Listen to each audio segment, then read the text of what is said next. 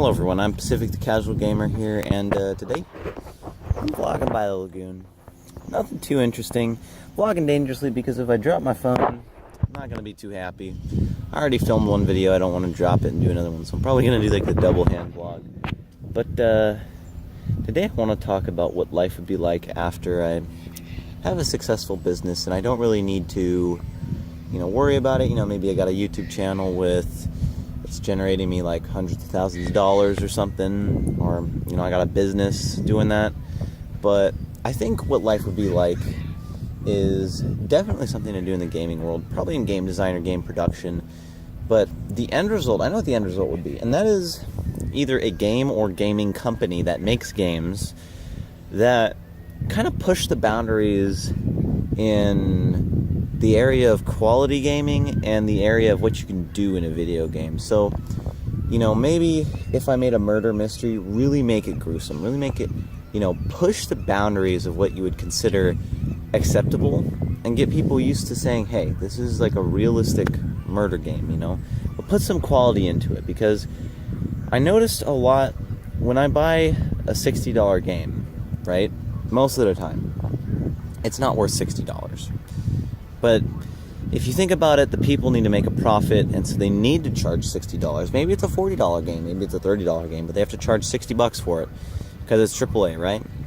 So then I would definitely challenge that if as a gaming company or a game designer or whatever I end up doing. Like I said, something to do with gaming.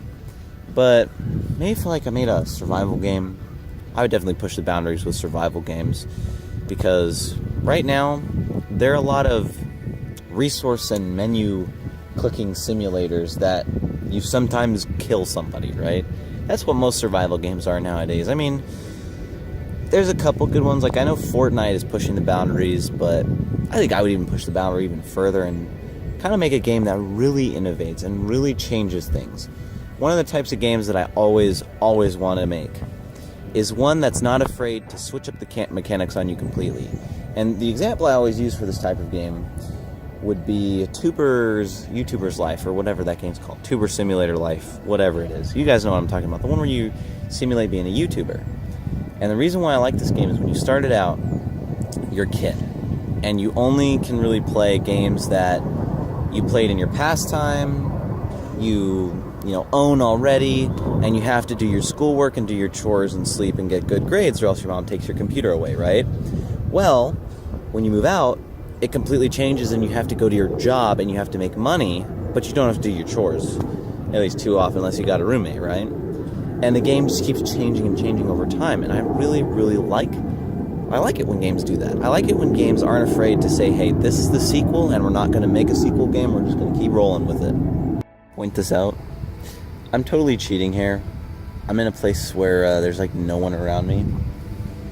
But since it's the lagoon, the sound projects really well. And I like it.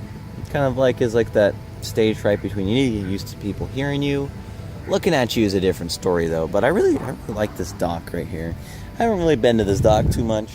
And I did a couple things over here, but that was more with different types of things I do in real life. You know what? I really don't ever intend to be the next Markiplier or PewDiePie or Casey Neistat or game theorist. I don't really want to be those guys. I want to be someone who does their own thing, right? Because there's a lot of gaming channels, right? There's a lot of types of gaming channels. And I think mine's a little different because it focuses on casual gaming. It doesn't focus on exploring. It doesn't focus on tutorials, which it might start doing, let's be honest. But it focuses more on the bond you have between the player, the game, and the people that are with the player, right? That's what casual gaming is all about. And I think putting that perspective on in the gaming world, not worrying about a pro game, not worrying about a game that, only focuses on the super intense community, but a game that you could play casually and you would get the full experience out of, but you could play pro and get the full experience out of. Find that balance. Find not just separate a pro mode and a casual mode. Literally the same game that you can seamlessly be a pro or a casual at, doesn't matter, and you get the same experience out of it, because that's what I really want in a game. That's one of the things that makes Battlefield 1 and Rainbow Six Siege really good games, right? Is you can play those two games very casually and not worry about anything, right? But then you can also play those games very competitively, very pro, and it's the same thing where you get a full experience out of the game, just to two different perspectives. It's just so mesmerizing.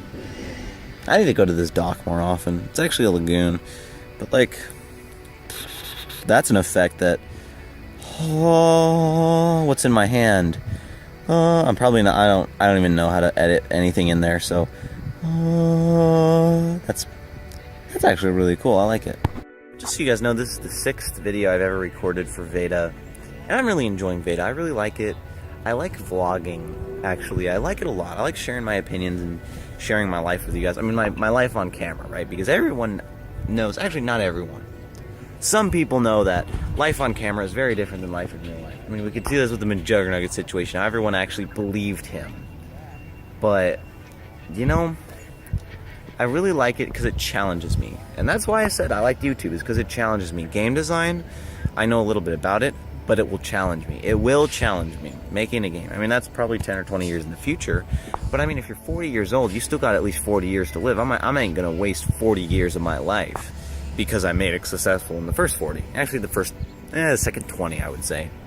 Because high school doesn't really count. But, guys, what would you do if you had all the time in the world, you had infinite money?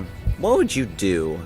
What would you make, specifically? Because there's a lot of people that would do things, but there's not a lot of people that would make stuff. So what would you make? I know I would make my video games. I would make good quality video games. I would actually take the time to make them correctly.